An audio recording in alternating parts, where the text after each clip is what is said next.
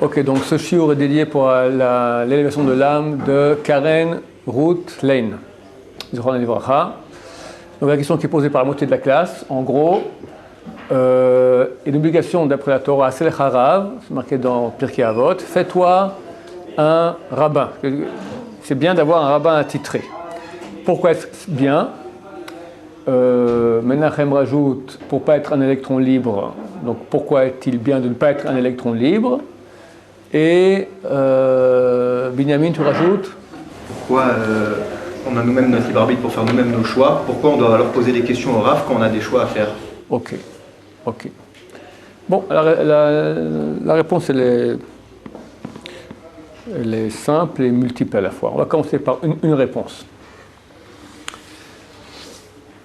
Bon, au niveau super basique, avant la réponse un peu plus élaborée, un Rav, il connaît la Torah. Et quand j'ai une question de Torah, de halakha, quoi faire? Je sais pas moi, est-ce que je peux bouger cet objet-là pendant le Shabbat? Donc c'est Shabbat, il y a eu un pépin. Est-ce que je peux appeler un non-juif, venir maintenant allumer la lumière? Est-ce que c'est permis, Shabbat? Comment on lui dit? Tous les détails, il pratique. Je reçois des dizaines de questions tous les jours. Il y a une partie, je sais répondre, d'autres, je vais voir dans les livres. Et quand c'est vraiment, j'arrive pas à trouver, je vais voir un Rav, moi-même, d'accord? Des grands Talmidei Chachamim, des fois, c'est des questions très pointues. On a besoin de la sagesse de gens qui connaissent la Torah. C'est comme, tu as un problème médical, tu as un mal de tête, bon, alors tu as appris 1, 2 fois, 3 fois, on prend une aspirine et ça passe, un Doliprane. Ok, maintenant tu as un truc un peu plus poussé. Une mère sait reconnaître au bout d'un moment chez les enfants, qu'est-ce qu'il a? Il a une angine, tout ça, même des fois elle peut, c'est pas bien, mais donner des antibiotiques tout seul, bon, les médecins ne veulent pas, d'accord? Mais quand ça devient un peu plus, on sait pas, bon, on appelle un médecin. Des fois, il peut répondre par téléphone, des fois, il faut venir. Des fois, lui-même, il ne sait pas, bon, et puis il dit n'importe quoi, ça arrive. Alors, on voit que ça ne s'arrange pas, on voit le professeur. Des fois, il faut encore plus haut, un professeur qui vient de l'étranger. Donc, comme dans n'importe quel domaine, il y a des connaisseurs et des moins connaisseurs. Le connaisseur, en Torah, s'appelle Rav. Rav signifie, la traduction du mot Rav en français, signifie beaucoup. Un homme qui sait beaucoup, plus profondément, un homme qui est beaucoup. Parce qu'on peut des fois savoir beaucoup, mais en Torah, si on sait beaucoup et on ne est pas beaucoup, E-S-T, alors on a un mauvais Rav. Parce que la Torah est une chose qui est sainte. Et on peut devenir un grand en Torah que si on s'est sanctifié, que si quelqu'un il est beaucoup. C'est quelqu'un qui a développé les bonnes parties qui est en lui. Chacun de nous a des mauvaises parties et des bonnes parties. Il s'est battu toute sa vie pour casser les mauvaises parties, les juguler, et développer les bonnes parties. Donc il se sanctifie, donc la Torah, qui est une chose qui est sainte, peut rentrer en lui. Sinon, c'est une masse de connaissances beaucoup trop grande, les choses sont beaucoup trop fines, et il sera un mauvais Rav. Un mauvais Rav, il dira n'importe quoi, des choses fausses, etc. Il ne sera pas les vrais. Quand, dans le domaine de la Torah, on a les tops. Les tops, ce sont ce qu'on appelle les grands de Torah. Il y en a 3 ou 4 par génération, qui sont des personnes qui, humainement, je ne sais pas comment on peut connaître ceux qui connaissent. C'est humainement pas possible. Vraiment impossible. D'une intelligence sidérale, d'une connaissance sidérale, d'un humanisme, d'une bonté extraordinaire, d'un amour très grand. Et étant donné qu'ils sont des grands Torah, qui sont dirigeants du peuple d'Israël, ils reçoivent aussi une aide spéciale du ciel pour ne pas se tromper.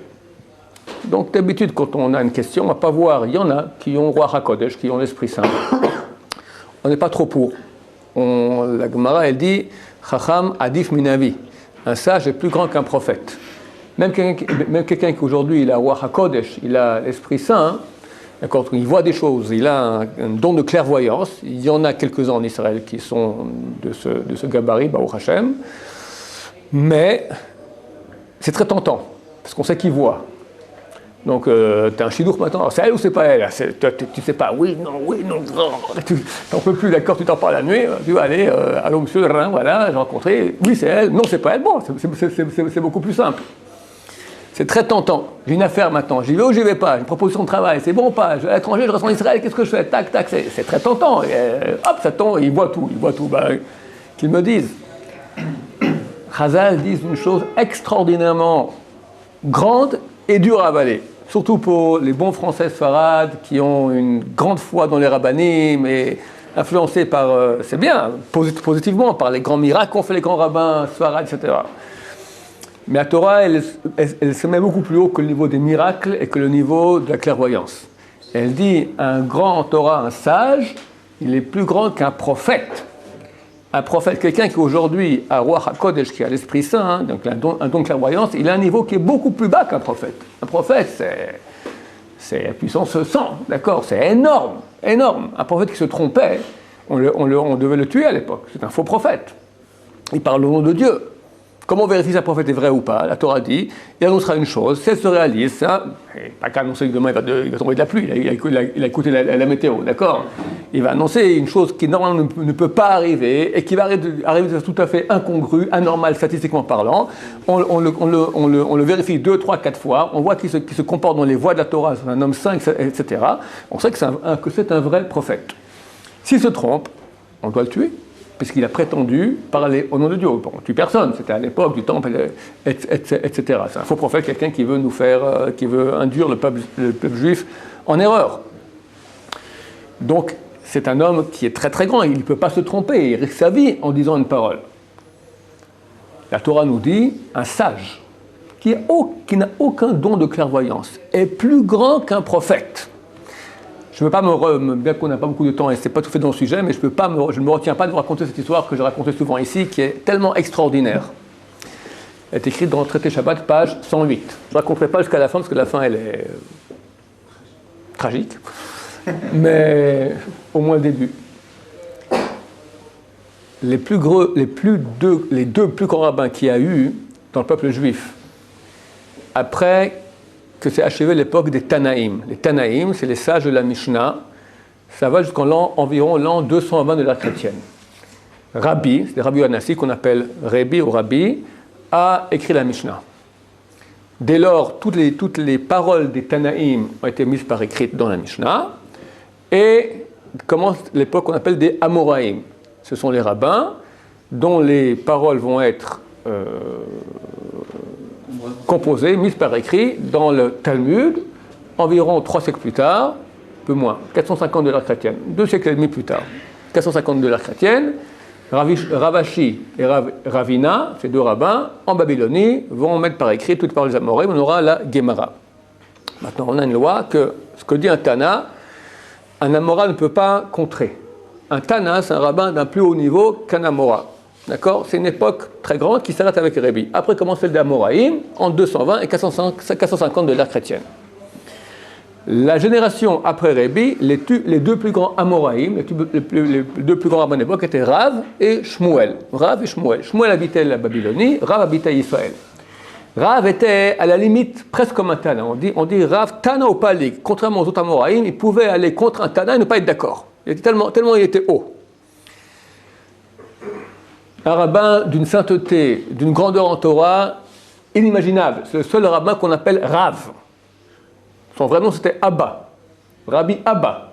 Monsieur Abba, d'accord? On l'appelle Rav. Rav, il n'y a pas à discuter, c'est Rav, c'est grand. Il est grand. Rav signifie grand. Beaucoup, il est beaucoup. Il prenait sur lui, pour vous comprendre un peu son niveau de sainteté, il avait pris sur lui 10 chumrot, 10 mesures de piété draconiennes sur lui-même. Jamais il regardait plus loin que 2 mètres. Essayez 1 heure. Toute sa vie. Jamais dit une parole vaine. Jamais fait 2 mètres sans tefilin. Inimaginable. À l'époque, la vie en Israël devient très difficile. Le monde de la Torah commence à émigrer, les gens partent pour la Babylonie. Là-bas est le grand centre juif. Rav décide, il quitte Israël, il va en Babylonie. Bon, il arrive en Babylonie avec son âne et son bâton, sa canne, et comme chaque être humain, Rav aussi grand qu'il soit, il doit aller aux toilettes. Bon, il arrive, il est près de l'Euphrate, et il va aux toilettes. C'est dans le Hidekel, le tigre, d'accord? L'Euphrate et le tigre. Dans le tigre, et il fait ses besoins dans le tigre. Quelques kilomètres de là-bas se trouve Shmuel, avec son élève Karna. Et Shmuel voit dans l'eau que l'eau est trouble. Il dit, il y a un grand homme qui se trouve maintenant près du fleuve. il fait ses besoins dans le fleuve, et pour qu'il soit en tsnout, pour qu'il soit en pudeur, le fleuve a fait une muraille autour de lui. C'est rare que quand tu es au bord de la Seine sans que voir, tu vas un peu uriner, d'accord, que la Seine fait un mur autour de toi, d'accord. C'est un homme exceptionnel. Shmuel dit à son élève Karna, va l'interroger, vois, est-ce que c'est un grand en Torah? Ça veut dire quoi ça? Un homme, aujourd'hui, qui va faire ses besoins, tout coup, la mer, le fleuve, il fait une muraille devant lui, on se met à plat devant lui. Ça va, c'est un homme kadosh, un homme saint. Tout ce qu'il dira, c'est kadosh. Shmuel dit, j'en ai rien à faire des miracles. J'en ai rien à faire. C'est très bien, très bien. Va lui poser des questions de Torah. On va voir si c'est un Talmid Chacham. Est-ce un connaisseur en Torah? C'est ça la grandeur. Un sage en Torah est plus grand qu'un faiseur de miracles, qu'un prophète, qu'un homme qui a un don de clairvoyance. Pourquoi? Parce qu'il a la Torah. La Torah, c'est la pensée de Dieu. Ça gère le monde. Karim veut lui poser quelques questions, des questions enfantines, messieurs. Enfantines. Enfantine, pas enfantine, mais bon, simple, pas trop. D'où est-ce qu'on apprend que la brit mila se fait à l'organe génital? C'est pas marqué, c'est marqué imol bsar orlato. On coupera la chair de son excroissance. Quelqu'un qui a un enfant qui est né à l'âge de 8 jours, c'est marqué, grand mystère, on lui coupe la chair de son excroissance. Excroissance, c'est quoi? Le nez, chez les juifs, un peu trop long, l'oreille, ça sert à rien, le lobe de l'oreille, excroissance, beaucoup d'excroissance, d'accord? Il y a une preuve comme ça, c'est à l'organe génital. Parce qu'on apprend chez les hommes, pas chez les femmes, à l'endroit, etc. Encore une deuxième question, troisième question. Mon Rav dit, quand tu me fais un examen, après, bon, la suite, vous verrez là-bas, ceux qui veulent aller voir, tragique.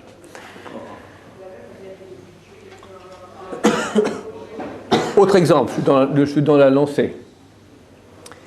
Le président spirituel d'Israël s'appelait à l'époque, dans les Tanaïm, un siècle auparavant, Rabban Gamliel. Rabban Gamliel. Son neveu est malade.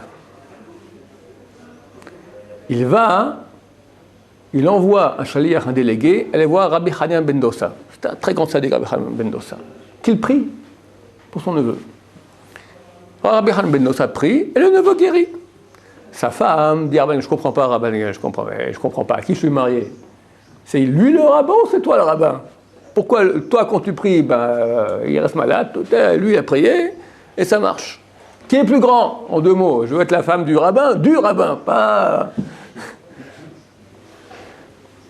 Il répond, moi je suis comme un ministre devant le roi, et Rabbi Hanyan ben Dossa est comme un serviteur devant le roi.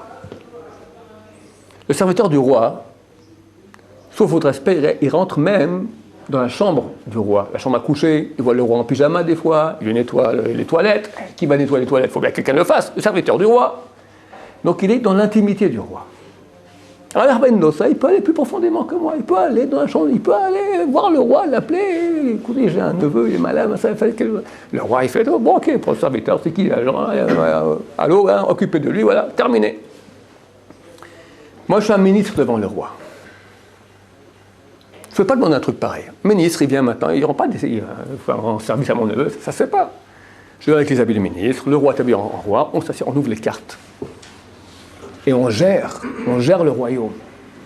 Alors qui est plus grand? Le nettoyeur des toilettes du roi ou celui qui gère le royaume? C'est évident, celui qui gère le royaume. C'est vrai que le serviteur aura des pouvoirs que le ministre n'a pas.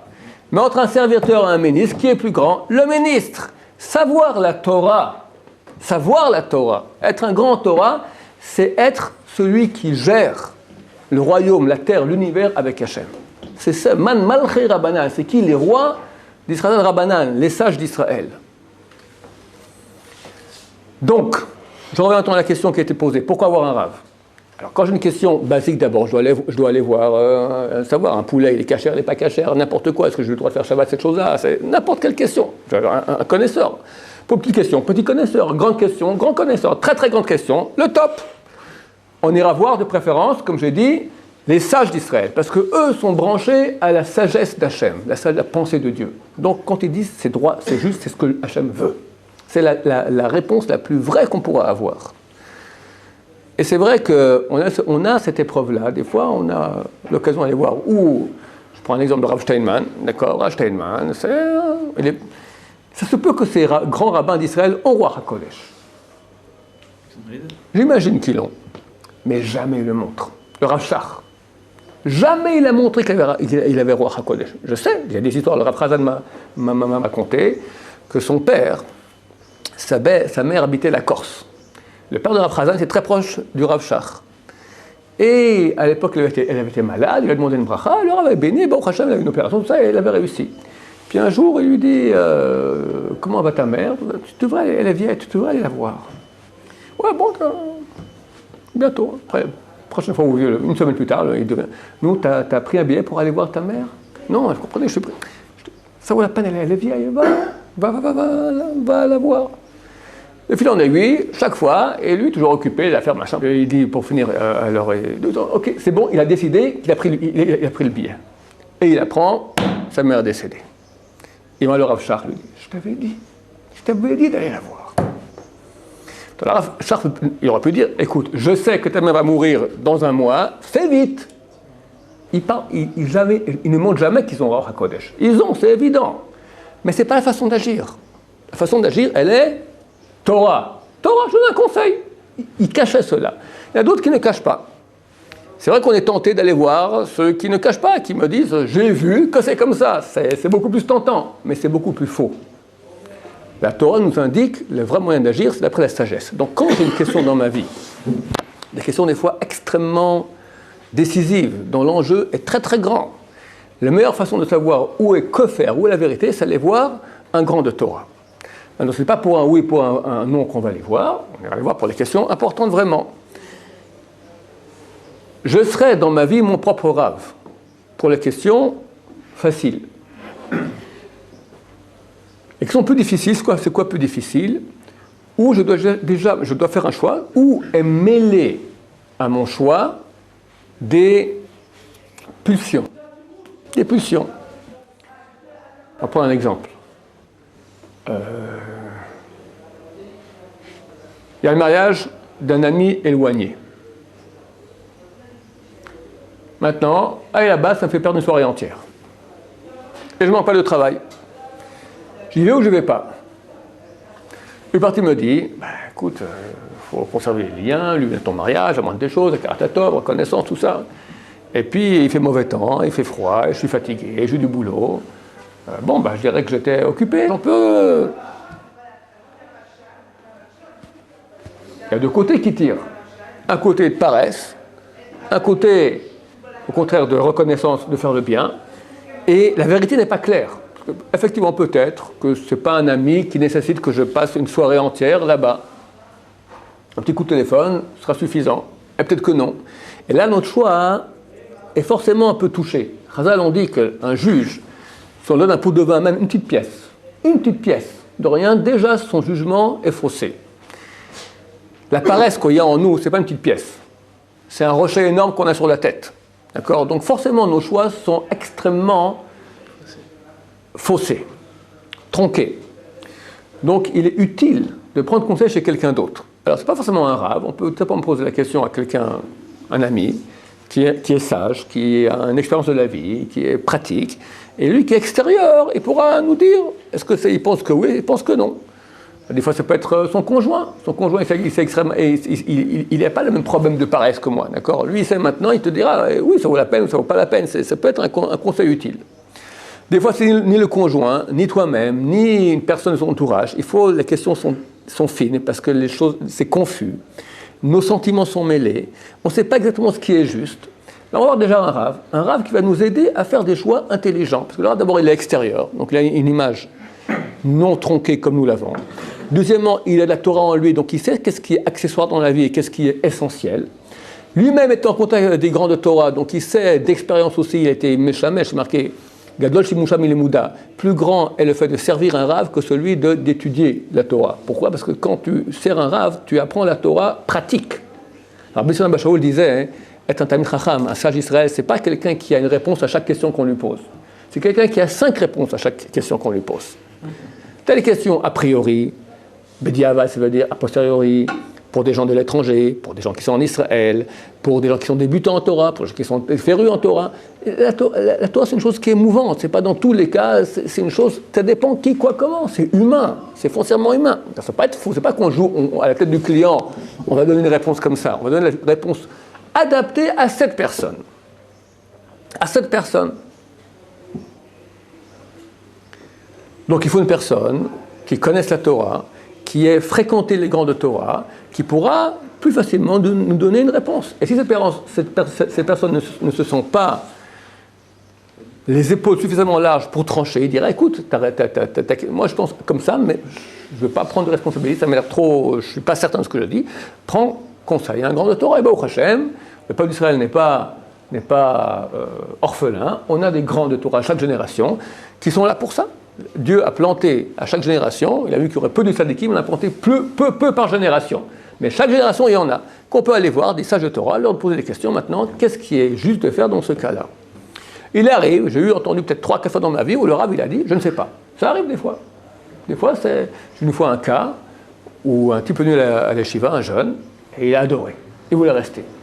Mais il a dit, si je reste, ma mère, elle est très nerveuse et elle rentre dans des crises comme ça, elle peut y passer. Je vais le Rav Ben Sion, je raconte l'histoire, il écoute bien. Et la question est très grave, parce que s'il ne reste pas à la yeshiva, il repart en France, il est mort. C'est fini, il ne va pas faire la Torah, la Goya, enfin c'est la totale. S'il reste en Israël, il tue sa mère, la totale aussi. Très dur. C'est une question de vie ou de mort. Il m'a fait répéter l'histoire 3 fois avec tous les détails. Une fois, je rajoute le détail, oui, puis en plus, elle est très nerveuse parce que son mari maintenant est au chômage à sa maison, et il la rend fou, les maris à la maison, il a rigolé aussi, d'accord. Je me souviens même de ce détail-là, je rajoutais en plus. Enfin, il m'a dit, je ne peux pas trancher. Donc, même un grand d'Israël, il y aura quoi de en plus. Donc, ce n'est pas toujours qu'on pourra trancher, mais au moins, on a fait notre ishtadlut, notre tentative de vérification jusqu'au plus top niveau qu'il puisse y avoir. Maintenant, en façon plus générale, la Torah nous ordonne, c'est marqué dans Parashat Shoftim, que si on a une question à laquelle on ne pourra pas répondre, on ira voir les juges de notre génération. Les juges qu'il y aura à notre époque. Rachi précise pour que c'est marqué à notre époque, il ne faut pas qu'on dise, si ça avait été le rabbin de Maïmonide, j'aurais écouté, mais lui maintenant je l'écoute ce rabbin-là, t'as vu quelle tête il a, d'accord? Non.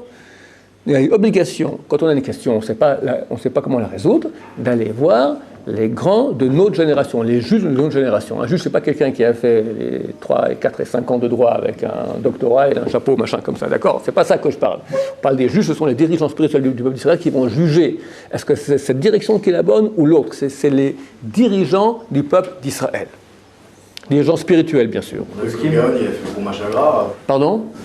Le Gaon, il faisait Chumash Agra, il posait des questions sur un Chumash, il avait des réponses, il n'y avait pas besoin de Rav. Il y a des fois, c'est vrai, tu parles maintenant de Goral Agra. Le Goral Agra, c'est un tirage au sort. Enfin, on pose une question sur un Chumash. Il y a des conditions à cela.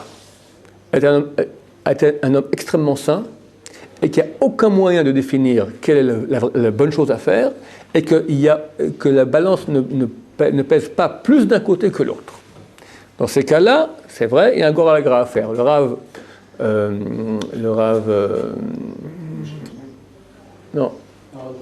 Aaron Kotler, après la guerre, il était en Europe. Il y avait le choix, ou venir, à l'époque c'était la Palestine, en terre d'Israël, ou en Amérique. Il a fait un Goral Agra et ça a répondu, tu pars en Amérique. Il était en Amérique, il a créé l'Ekoud, d'accord. Le monde juif, religieux, orthodoxe américain, c'est l'Ekoud, d'accord. C'est lui qui a fondé cela.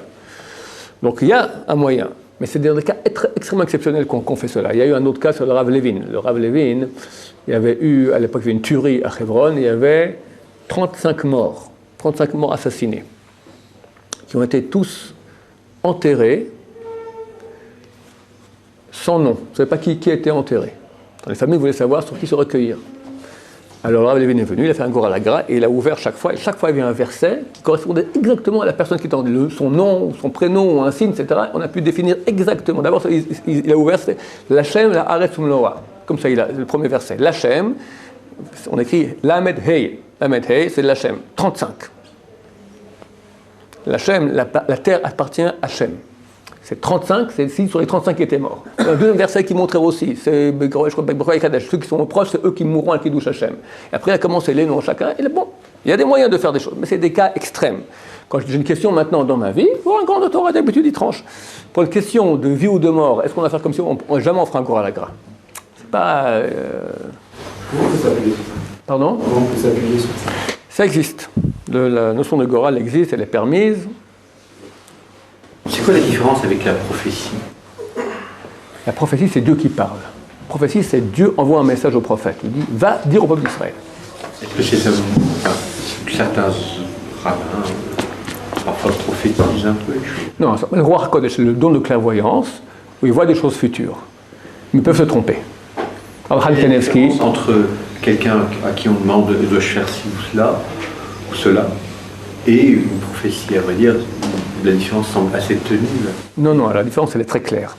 Lorsqu'on demande à quelqu'un à faire comme ci ou comme ça, il va juger d'après les critères de la Torah. Qu'est-ce qui est plus juste de faire? Les critères de la Torah, donc c'est mathématique. On sait maintenant la Torah, elle dit comme ci, où est, qu'est-ce qui est plus important? Qu'est-ce qu'on fait dans ce cas? Qu'est-ce que Dieu veut? La Torah, c'est la pensée de Dieu. C'est extrêmement complexe, c'est extrêmement nuancé. Un grand Torah, il connaît toutes les nuances. Donc, d'après la Torah, qu'est-ce qui est juste? De plus, comme je dis, les dirigeants d'Israël reçoivent une aide spéciale du ciel. Des fois, ils diront, quand on pose une question, des fois, ils posent une question. C'est une question réelle que tu poses, ou c'est juste comme ça pour savoir qu'est-ce qu'on fait dans ce cas? Parce que si c'est juste comme dans ce cas, ils ont moins d'aide du ciel que si c'est vraiment une question, maintenant, on doit savoir ce qu'on doit faire vraiment. Donc, ils ont une aide du ciel spéciale et ils ne se trompent pas. Dans le cas des questions fermées, de choisir cette cas-là ou pas? Oui, non. C'est pas comme ça. Alors, dis-moi quels sont les arguments pour, les arguments contre. Il faut lui dire. Ben, elle me plaît, je m'entends très bien avec elle. Elle, je sais pas, moi, son frère a repris justice. Bon, elle est bien. Ok, ça va, marie-toi, d'accord. Par exemple, c'est une question qu'on peut se poser. Elle a une maladie grave. Quelle maladie? Qui, quoi, comment? D'accord? On dira les pour et les contre. C'est pas. Alors, le rabbin, roi HaKodesh clairvoyant, lui dira c'est bon, ça va, je dis le nom, même pas le nom. Voilà, je suis en chidour, c'est bien, c'est bien. Bon, merci, bye bye. C'est une façon de faire. C'est une façon de faire. On n'est pas pour cela. Nous, on est plus la façon, comme dit Razal, mieux vaut un sage que quelqu'un qui est clairvoyant, ou même un prophète. Le sage, il va répondre en fonction des critères de la vérité, ce que nous voulons. La vérité, c'est le désir d'Hachem. Le désir d'Hachem, il est dans la Torah. Pour ça, il faut un grand Torah, pur, saint, qui connaît la Torah, un grand connaisseur, et aidé par Hachem à la mesure où c'est un dirigeant d'Israël. La clairvoyance, c'est aussi avec le ou pas? C'est vrai, mais c'est moins fort que la grandeur en Torah. Vous avez dit que si on a une question à laquelle on ne peut pas répondre, il faut aller voir les juges de notre génération, et je crois que c'est ce qu'on appelle le Sanhedrin. Et donc le Sanhedrin... Non, il n'y a plus de Sanhedrin aujourd'hui. Donc il n'y a plus de Sanhedrin, donc comment on fait pour aller voir les juges de notre génération? Est-ce qu'ils se déclarent juges? Est-ce qu'on doit les reconnaître juges? Alors, comment on reconnaît? Très bonne question. En tant que juge, comme c'était avant en Sanhedrin, pour qu'on puisse poser notre question. Oui, alors comment savoir maintenant qui est on n'a plus de Sanhedrin aujourd'hui, qui sont les grands de la génération? Alors, pour définir la grande génération, c'est pas compliqué. Comme dans n'importe quel métier, qui a un certain métier? Comédien. Très bien. Moi, je suis un novice. Je veux savoir, dans le monde de la comédie, qu'est-ce qu'il y a? Il y a des festivals. Bon, Super bon festival. Ouais. Il y a combien de festivals par année? Il y a 2 gros. 2 gros. Moi, je ne sais pas, les gros, ils sont connus. Hein. Non, j'aimerais, on va dire, voilà. Sincèrement, aujourd'hui, je n'ai pas la moindre idée du prénom, ou encore moins du nom, d'un acteur français. Mais zéro. D'accord, tu me parles de Fernand Reynaud, de Bourvil, c'était, je ne sais pas si vous l'avez connu, hein, c'est... D'accord. Fernandel, d'accord. Mais... Hein? Vous connaissez pas les Delmalais? J'aurais jamais connu si une voisine, une fois transmis à ma femme, machin, et je n'ai jamais vu, elle m'a raconté. Elle m'a dit comment ça allait ce gag-là, je veux gambader, je ne peux être attaché, voilà. Je connais pas. Non, on m'a parlé de lui. Maintenant, je te demande maintenant, je veux le nom des 3 meilleurs acteurs français. Tu me donnes, tac, tac, tac, ABC. Non, je ne vais pas, je m'en fous. A, j'en ai rien à faire, ABC.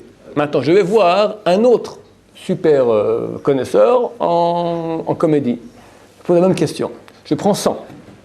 Il est clair que parmi les 100, il y aura des différences. Un vont dire... mais en gros, si je prends un pourcentage dans les 100, il y a un recoupement. Je vois que les 3 reviennent sans cesse. Au niveau du pourcentage, ceux qui sont les top niveaux plus rappelés sont les 3. Vous demandez à qui? À des grands ou À des connaisseurs, les 100 plus grands comédiens de France, qui sont parmi vous les 3 meilleurs. Autre métier. Qui travaille dans quoi? Les juristes. Juriste. Juriste. Alors, la juridiction, d'accord. Il y a certainement, j'imagine qu'il y a en France, périodiquement, il y a des traités de droit. Non, mais il n'y a pas des revues spécialisées? Oui, énormément. Voilà. Donc, j'aimerais savoir maintenant, parmi, je me dis qu'il y a des dizaines de revues spécialisées, quelles sont les 3 revues spécialisées, les top, incontournables? Je ne veux pas les noms. Il y en a 3, j'imagine. Maintenant, si je prends les 100 plus grands juristes qu'il y a en France, je demande aux 100, quelles sont les 3 revues de juridiction officielles, les top? J'imagine que les noms que vous m'avez dit, ils vont revenir. Ils écrivent dedans. Pardon? Ils écrivent dedans. Parce qu'ils écrivent eux-mêmes, d'accord. Mais vu qu'ils écrivent aussi dans d'autres, d'accord. Donc chacun va tirer, mais disons grosso modo, et donc je dis, pas tous vont me dire ces 3-là. Il y aura peut-être 10 qui seront rappelés. Mais dans les 10, ceux qui sont dans le peloton de tête, ce sera ces 3-là. Donc c'est comme ça. Idem en Torah. Un rabbin avec une grande barbe. Petite barbe, grand chapeau, petit chapeau, gros, menu. Je sais pas, comment je peux savoir il est grand Torah? Il me traite, bon, il est bien. Mais comment je peux savoir, comment je peux évaluer ce qu'il vaut? Je ne peux pas évaluer. Je vais voir les 100 plus grands Talmidei Chachamim, les plus grands sages en Torah qu'il y a dans le peuple d'Israël, les 100. Et je leur dis, qui sont parmi vous les 3 top? Et le peloton de tête, les noms qui reviennent, c'est eux les 3 tops. Les 3 tops du peuple d'Israël qu'il y a chaque génération, 3, ça varie entre 3 et 5, sont toujours reconnus par les plus grands spécialistes en Torah. Pas par les nuls ni par les médias. Parce que tu as beaucoup de gens qui vont dire non, lui c'est un grand, il fait des miracles, lui c'est un baba, lui c'est un machin. Non, je te parle maintenant des rachai yeshivot, des gens qui sont des étudiants en Torah depuis minimum 40-50 ans, qui sont des grands Torah et qui devant le grand, ils se courbent. Ils disent ok, c'est bon, j'écoute, il n'y a aucun problème. C'est technique, je vais avoir les 3 plus grands Torah, mais le Sanhedrin, c'est pas composé de 3 personnes, si je me trompe. C'est vrai. 6 ou 70. C'est vrai. Mais alors, pas du Sanhedrin. Je parle maintenant, c'est marqué, vous irez voir les juges de votre génération. Les chauffettes, c'est chaque génération, indépendamment du Sanhedrin. Donc, c'est pour cela que nous devons avoir un Rav. Pour être d'abord en gros dans la bonne direction, parce que tu as beaucoup de façons d'être juif. Tu as des façons qui amènent à devenir non-juif. La chrétienté au début, c'était être juif. Ça a amené à ce que ça a amené. Tu as beaucoup de courants. Tu as les libéraux, tu as les conservatifs, tu as les modernes orthodoxes, tu as les dardaïm, tu as toutes sortes de mouvements qui sont des portes ouvertes hors du judaïsme. Quelqu'un a un esprit non averti, il va dire c'est juif, moi ça me plaît, il chante bien, d'accord. C'est pas un argumentaire, chantez bien. Il y a des gens qui sont très, très sensibilisés par cela. Il est beau, il est mignon. Tu sais combien de gens ont voté pour Obama parce qu'il a un beau sourire?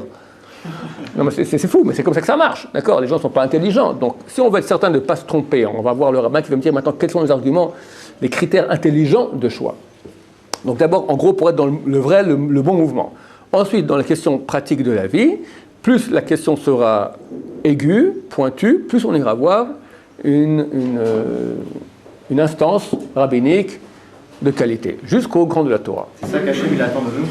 C'est ça qu'il nous demande de faire lorsqu'on ne sait pas ce qu'on... Justement, Absolument. corsé comme ça, il attend qu'on Absolument, c'est marqué dans la Torah noir sur blanc. Vous irez voir, et c'est la source de toute la loi orale. Quelle est la base de la loi orale? Les rabbins ont inventé. Ok, mon cher ami, tu crois la loi écrite? La loi écrite t'ordonne d'écouter la loi orale. Pour ça, on règle tous les problèmes de tout le monde. Baruch Adonai,